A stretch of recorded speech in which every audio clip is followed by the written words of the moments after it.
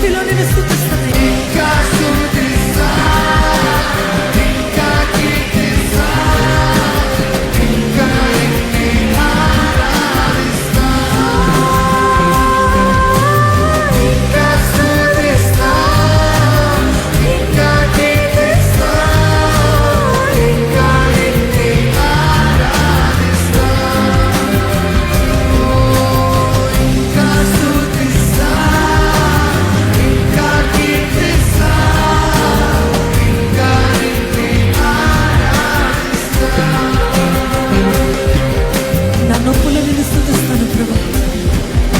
నొప్పిలో నేను స్తుతిస్తానయ్యా.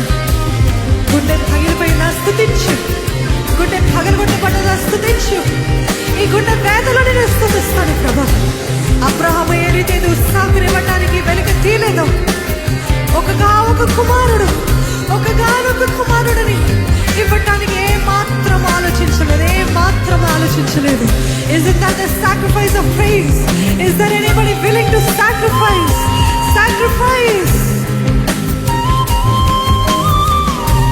నా అప్పులో నేను స్తుతిస్తాను ప్రభా, నా లేమిలో నేను స్తుతిస్తాను ప్రభా, నా కొరతలో నేను స్తుతిస్తానయ్యా, నా కష్టంలో నేను స్తుతిస్తానయ్యా, నా జీవితంలో ఏది జరగనప్పటికీ నేను స్తుతిస్తానయ్యా.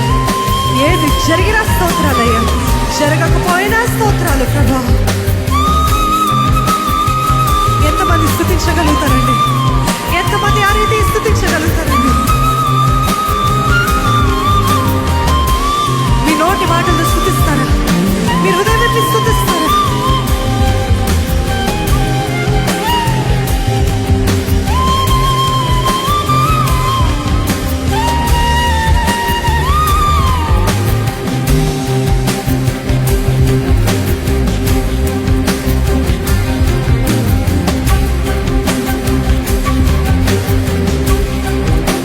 మీరు ఆ రీతిగా స్తుతిస్తున్నప్పుడు ఆ స్తుతి యాగంలో ఎంత శక్తి ఉందో మీకు అర్థం కావట్లేదు. ఆ స్తుతి యాగంలో ఎంతో శక్తి ఉందండి. పరిస్థితులు మార్చగలిగిన శక్తి.